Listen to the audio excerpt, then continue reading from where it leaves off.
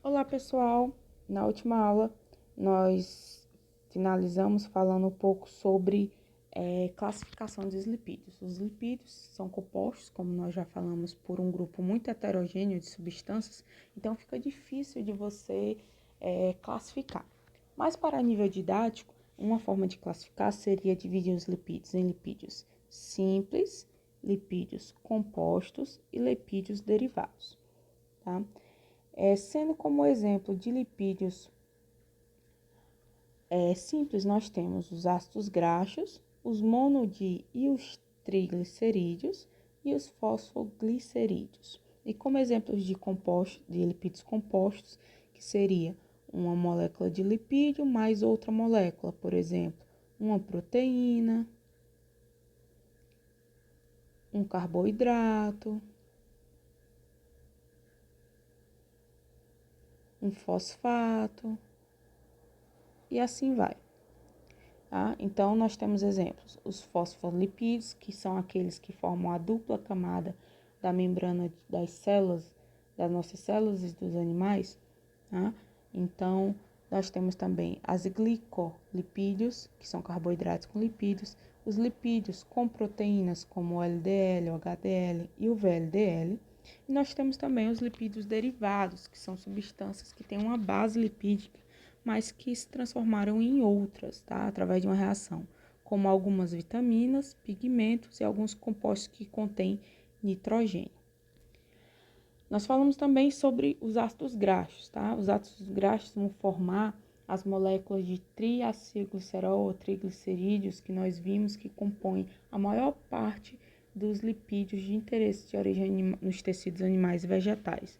Então, aqui nós temos o exemplo de uma molécula de ácido graxo. Ela é dividida em duas partes. Uma parte que contém apenas carbonos e hidrogênios e outra parte que contém um grupo diferenciado, tá?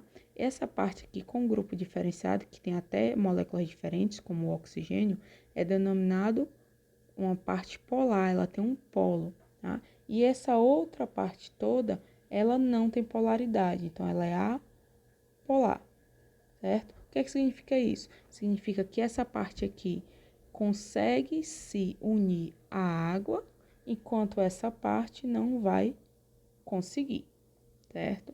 Por isso que nós temos o nome de moléculas anfipáticas, certo? O que são anfipáticas? São moléculas que conseguem se unir à água e outra parte não. Uma parte é polar, ou seja, hidrofílica, que é filia, vem de afinidade, e outra parte apolar, que é hidrofóbica, vem de fobia, que não tem ligação com a água. Então, isso é importante saber por quê?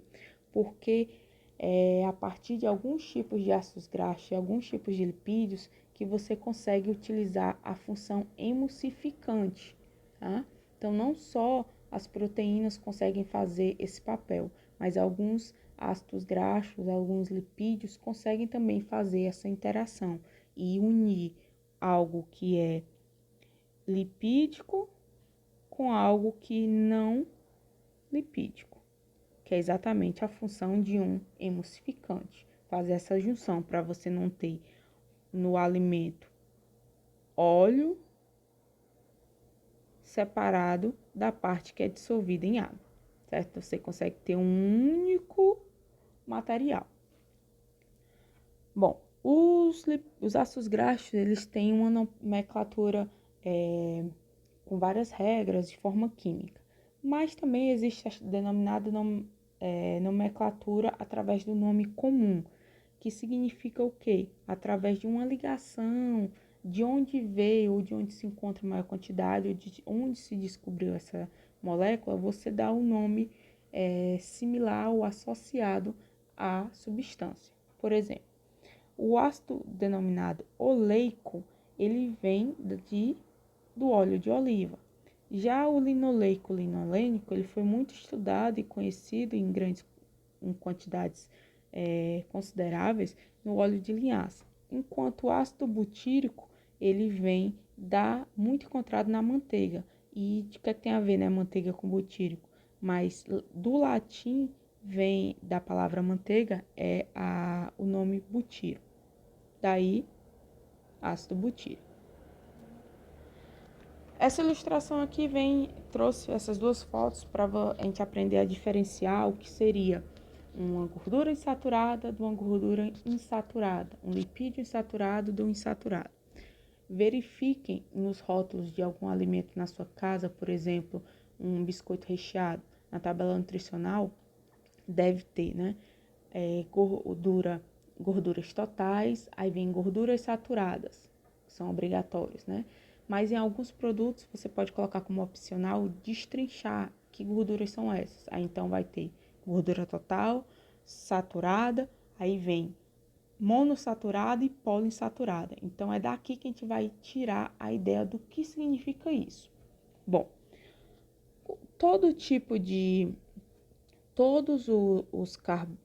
as moléculas, elas são unidas por ligação. Por exemplo, vimos que tem muito carbono nesses ácidos graxos. Se esses carbonos forem ligados apenas por uma ligação, isso significa que é saturado. Se forem duas ligações, isso é uma insaturação, tá?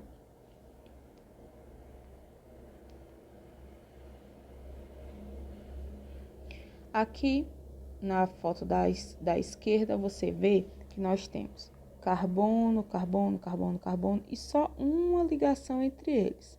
Isso significa que ela é uma molécula saturada. Então, é um ácido graxo saturado. E, geralmente, ele tem um formato mais linear, mais retilíneo. Já quando a gente tem um ácido graxo insaturado, na foto da direita, nós temos aqui, ó, uma dupla ligação. Estão vendo que tem dois tracinhos entre os carbonos, representando duas ligações entre esses dois átomos de carbono. E isso é o que a gente chama de insaturação, ou seja, ele é um ácido graxo insaturado, tá? E a molécula ela sofre uma torção, ela pode sofrer ou não uma torção. Então, essas diferenças. Aqui, como nós vamos falar de gordura trans nas próximas aulas, é importante vocês saberem de onde vem esse nome, trans, tá? Quando nós temos ácidos graxos insaturados, que têm uma dupla ligação entre carbonos, ele pode ter dois formatos. Esse formato mais retilíneo, similar como se fosse uma gordura saturada, só que ainda tem a dupla ligação, nós chamamos de trans, e quando ele segue essa curvatura, ela é cis, tá? Então, nas próximas aulas a gente fala sobre gordura trans, mas tenham na mente que o trans vem dessa estrutura no formato da molécula. Outra coisa importante de a gente saber é que existe dentro dos insaturados, nós temos dois tipos. Se ela tiver uma ligação dupla apenas, a gente chama de monoinsaturado. Se tiver mais de uma dupla ligação, a gente denomina de poliinsaturados. Lembra que quando nós vimos carboidratos, nós falamos de polissacarídeos? Então, o que eram polissacarídeos? Eram muitos monossacarídeos unidos, uma molécula bem grande, tá? Então, o poli vem de muitos, tá? Então, aqui significa que tem mais de uma, então tem muitas insaturações durante a molécula, tá? Aqui, só temos ligações simples, então é uma molécula saturada, sem ligações duplas. Nessa segunda molécula, nós temos uma insaturação aqui, ó, entre esse carbono, o terceiro carbono e entre o quarto carbono. Primeiro, segundo, tá? Então, isso é uma monoinsaturação. Mono vem de um, ou seja, só uma ligação dupla. Nós teríamos uma gordura monoinsaturada. Aqui nós já temos entre o carbono 3 e o 4 e entre o carbono 6 e 7, outra insaturação, duas insaturações. Então, significa que nós temos uma gordura insaturada, mas ela tem mais de uma ligação dupla. Então, ela é denominada de poliinsaturada. Aqui não é para vocês decorar a estrutura, tá? Mas só para verificarem que existem vários tipos, várias possibilidades de moléculas. Desse lado, nós temos exemplos de gorduras, de lipídios, ácidos graxos saturados, como o mirístico, palmítico e esteárico. Esse C14, só para dizer que são 14 carbonos e 0, que é nenhuma insaturação. Aqui, ó, 18 carbonos e nenhuma insaturação. Desse outro lado, nós temos exemplos de gorduras insaturadas. Por exemplo, essa daqui, o ácido oleico, ele só tem uma insaturação. Então, ele é monoinsaturado. Enquanto no ácido oleico e no linolênico, nós temos mais de uma insaturação. Então, são poli. E aqui vocês observem que também tem escrito um nomezinho aqui, tá? Ó. Ômega, né? Ó. Tem ômega 9, ômega 6, ômega 3. De onde é que vem essas nomenclaturas? Essas nomenclaturas são de grupos de substância, depois eu volto aqui, grupos de substâncias que vão ter uma estrutura comum. O que é que significa? A forma correta de dar um nome a uma substância é nesse sentido, ó. Tá? Daqui para cá. Mas o que é que acontece? Quando você está falando de ômega, nomenclatura ômega, você vai dar a denominação do nome do grupo a partir do lado oposto. Então, aqui a gente tem o carbono 1, 2, 3 e 4. Tá vendo que a insaturação apareceu aqui? Então, ela apareceu no carbono 3. Por isso, ele é da família ômega 3. Se essa dupla ligação aqui não existisse apenas essa, a gente teria o carbono na ligação entre o carbono 6 e o 7. Então, seria ômega 6. E assim vai. Ômega 9, ômega 3 e ômega 6. Vamos voltar aqui. Continuando. Lembrem o seguinte. Geralmente, os produtos de origem animal, eles são mais ricos em gordura saturada. Por exemplo, a manteiga. Aqui vale um ponto de diferenciar manteiga de margarina, tá? Margarina é de origem vegetal, enquanto a manteiga é de origem animal, certo? Por isso que a margarina, se não for adicionada, não tiver um produto derivado, ou for uma margarina que foi adicionada a alguma outra substância que não é de origem vegetal, ela não é para ter colesterol. Por quê? Porque o colesterol, ele é de origem animal. Ok? Por isso que quando observem que alguns rótulos de óleo de girassol, óleo de milho, tá? Tem escrito, não contém colesterol e tem um asteriscozinho. E esse asteriscozinho tem escrito em outra parte do rótulo, né? Que é a legenda, dizendo como todo produto de origem vegetal, tá? Nós temos também os exemplos de substâncias monoinsaturadas e poliinsaturadas, que são principalmente ou em maior quantidade em produtos de origem vegetal, como o azeite de oliva, o óleo de girassol, o óleo de milho, de canola e assim vai. Aqui eu trago uma ilustração para vocês compreenderem por que nós temos substâncias lipídicas, algumas sólidas e algumas pastosas ou sólidas na temperatura ambiente. O que é que causa isso? São várias causas, mas uma delas é quando nós temos uma substância ou um conjunto de substâncias que predominam saturações, ou seja, nós temos moléculas mais retilíneas, as moléculas se alinham umas às outras de forma mais forte, mais próxima, tá? E nós temos, e como consequência macroscópica, como consequência física, um ponto de fusão mais alto. O que é um ponto de fusão mais alto?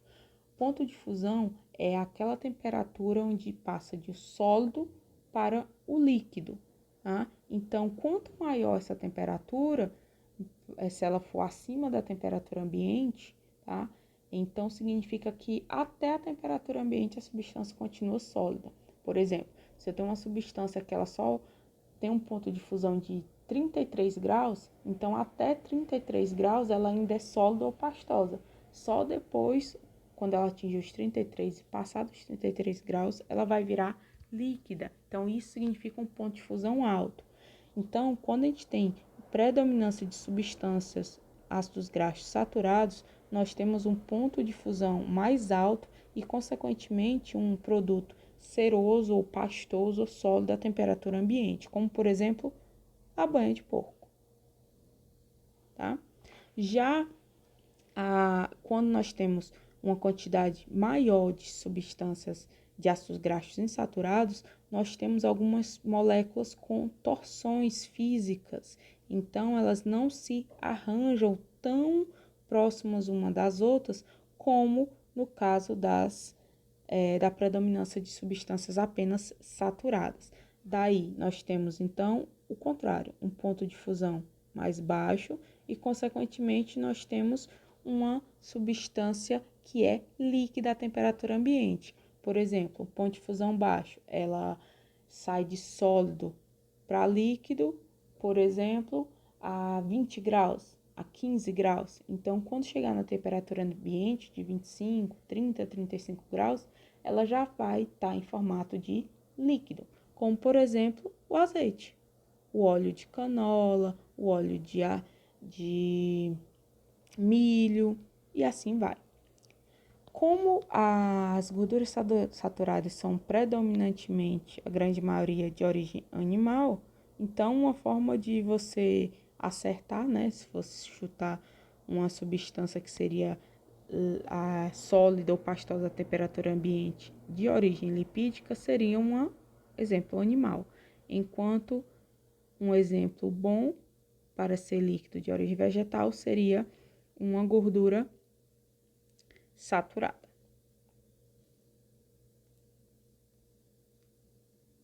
Bom, aqui nós temos os triglicerídeos, tá? O que são os triglicerídeos? Os triglicerídeos são substâncias formadas por 3 ácidos graxos, tá? E uma molécula de glicerol, que é um álcool. Quando elas se juntam por uma reação denominada de esterificação, nós temos essa molécula maior, denominada de triglicerídeo ou triacilglicerol. E ele pode ser em formato de gordura, que geralmente é o que a gente chama os lipídios que são pastosos ou sólidos, ou na forma oleosa, líquida à temperatura ambiente. Tá? Isso vai depender das características de ser saturado ou insaturado esses ácidos graxos. Aqui eu trago alguns exemplos, tá no material, tá? Para vocês verem, por exemplo, ácido palmítico. Exemplo, nós encontramos no algodão, oliva, abacate, toucinho, cacau. Já ácido oleico, nós encontramos, por exemplo, no óleo de oliva, linolênico, no de milho e soja, linolênico, no de linhaça, no canola, e assim vai, com os exemplos para vocês fixarem. E por último, algumas fontes de gordura saturada, tá? As principais fontes não são as únicas, tá? Mas como principal de gordura saturada são as de origem animal. Exemplo, leite integral, carne, gema de ovo, tá? Produtos industrializados que contêm essas substâncias também terão grande concentração de gordura saturada, como chocolates, bolos e biscoitos. E já de origem vegetal, nós temos a grande maioria rica em gordura insaturada, tá? Como castanhas, azeites, óleo de gergelim, abacate, soja e coco. Porém, diferente de outros tipos de vegetais, o coco tem uma quantidade de gordura saturada considerável. Em relação, não se chega à quantidade de um leite, por exemplo, mas ele tem, em relação a outros vegetais, uma quantidade um pouco maior de substâncias saturadas. Até a próxima aula.